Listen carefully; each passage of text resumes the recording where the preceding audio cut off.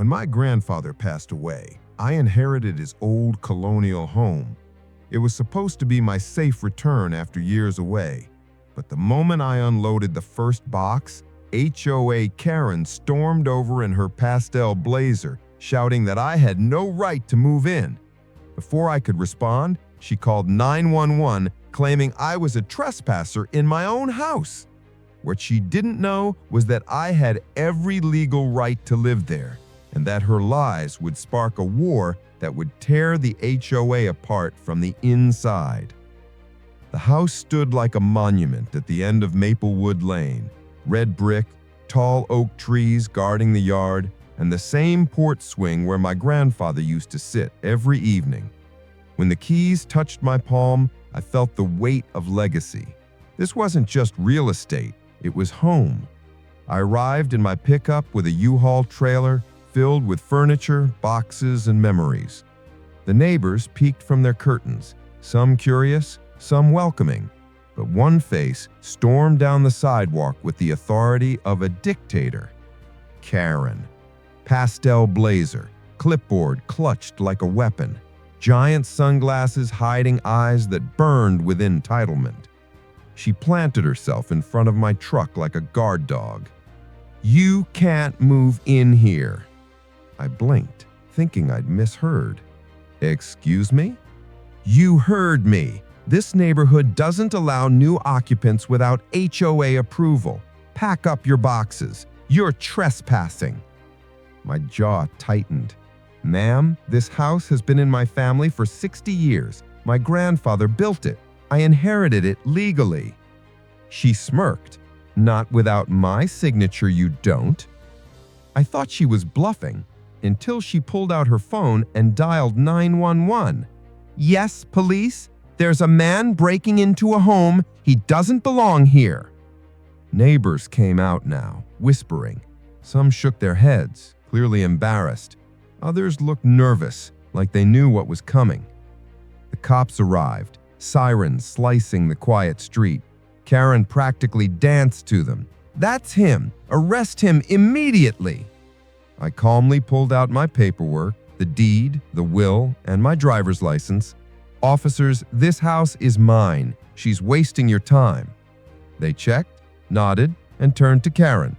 "Ma'am, this is valid. If you continue to file false reports, we'll have to cite you." Karen's mouth opened and closed like a fish out of water. But HOA rules." "HOA isn't law," the officer cut her off. "Back off." Laughter rippled through the crowd. Karen's face flushed crimson, but she didn't retreat. She hissed at me. "You've made an enemy, and you'll regret ever moving here." I should have known then. She meant it. Karen's attacks started small. HOA violation letters appeared in my mailbox daily. Grass length exceeds regulation by ½ an inch. Porch furniture not HOA approved. Unregistered vehicle in driveway. All bogus. My lawn was perfect, my furniture was my grandfather's antique set, and my truck was fully registered. But each violation came with a fine, $200, $500, $1,000. I refused to pay. That's when she escalated. One night, I heard banging outside. I rushed out with a flashlight and caught 2 HOA officers, local tough guys in fake security uniforms, trying to slap an orange eviction notice on my door. "Step away from my property," I growled. They laughed. "Karen says you're out. HOA rules." I pulled my phone, hit record, and asked, "You boys got a legal warrant?" Their grins faltered. They shoved the notice at me and backed off, muttering, "You'll see what happens." The video went viral online the next day. HOA Karen was suddenly internet famous, and not in a good way. But instead of backing down, she doubled down. A week later, I returned from work to find the locks on my house changed. My grandfather's home, locked. Karen was standing smugly on the porch. "You don't live here anymore," she said, waving papers. "HOA seized the property for unpaid fines." I called the sheriff. He arrived, reviewed the papers, and nearly laughed in Karen's face. "These aren't legal documents. Changing locks on a private property, that's breaking and entering, ma'am." Karen sputtered. But HOA!" The sheriff cut her off. "You're lucky he doesn't press charges right now." Neighbors were gathering again. Whispers turned to murmurs. Karen's power was cracking. But then she made her most dangerous move yet. Late one night, I woke to flashing lights and voices outside. Police cars, fire trucks, chaos. My garage was on fire. The firefighters managed to stop it from spreading, but my grandfather's tools, gone. The smell of gasoline lingered. It wasn't an accident. I saw her across the street, in the shadows, watching. That was the moment I realized Karen wasn't just entitled, she was dangerous. And if she wanted a war, she had no idea who she was up against. The fire left more than just ashes in my garage, it lit a fuse inside me. This wasn't just petty HOA harassment anymore. This was arson. And when you escalate like that, there are consequences. The sheriff dusted his hands after writing the report. "I know who did this," he muttered, glancing across the street where Karen's blinds twitched shut. "But without proof, it's tough. You'll need more than suspicion." I nodded grimly. Proof wouldn't be hard to get. Karen's ego was her biggest weakness. She couldn't resist bragging. The next morning, I started digging.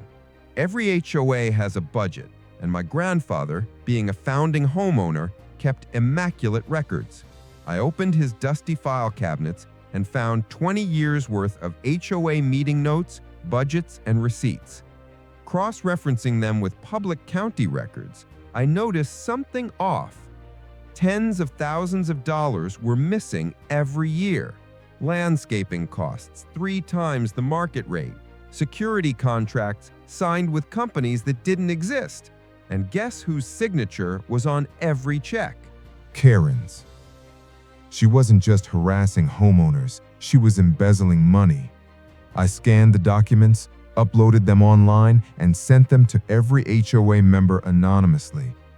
By the afternoon, my phone blew up with neighbors calling me. "Is this true?" one asked. "She's been stealing from us," another gasped. For years, Karen thrived because people feared her, but now they smelled blood.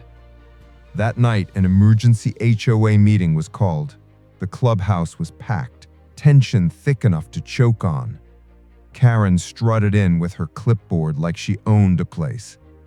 "Order! Order!" she barked, slamming her pen on the table. I stood, holding a binder. "Actually, Karen, the only thing out of order is your accounting."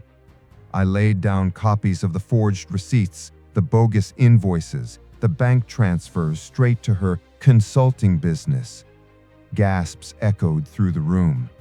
"This is slander! Lies!" she shrieked. One elderly neighbor raised his voice. "Lies? Then explain why the landscaping company listed here doesn't exist." Another added, "Or why my dues went up 40% last year while you bought a brand new Mercedes." Karen's mask cracked. Her voice shook. You don't understand." "Oh, we understand," I said coldly. "You've been robbing your neighbors blind. And last night when my garage mysteriously caught fire, that wasn't coincidence, that was desperation." The sheriff, who had been quietly leaning against the back wall, stepped forward. "That's enough, Karen. We've been investigating your finances for months, and now we've got all the evidence we need." Gasps turned into murmurs. Karen froze, her clipboard trembling in her hand. "You're under arrest for embezzlement, fraud, and harassment." The sheriff snapped the cuffs on her wrists. The mighty queen of the HOA dragged away, kicking and screaming, while neighbors cheered. But it wasn't over. 2 months later, the trial began. Karen had hired a fancy lawyer, trying to spin the narrative that I was the villain who hacked HOA records. But the evidence was airtight. I walked to the stand, calm, composed, and with the will of my grandfather guiding me. The prosecutor asked, "Can you explain how you obtained these records?" I held up the old binders. "They were in my grandfather's files. He believed in accountability. I just followed the money." The defense tried to rattle me. "Isn't it true you hold a personal vendetta against Miss Karen?" I smirked. "My only vendetta is against corruption, and the documents speak louder than I could." Karen glared at me from across the courtroom, her face pale, her once proud hair frizzing under the fluorescent lights. The jury didn't take long. Guilty on all counts. The judge's gavel struck like thunder. "Miss Karen, you are hereby sentenced to 15 years in state prison."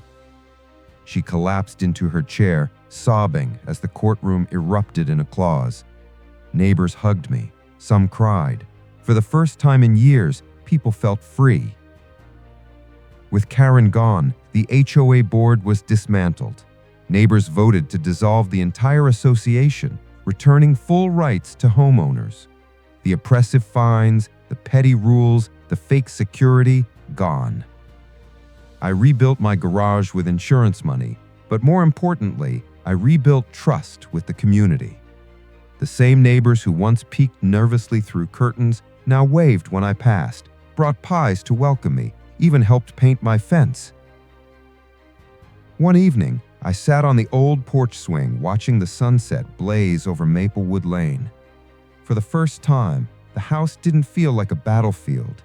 It felt like home again. And I whispered to the spirit of my grandfather, "I kept it safe, just like you would have wanted."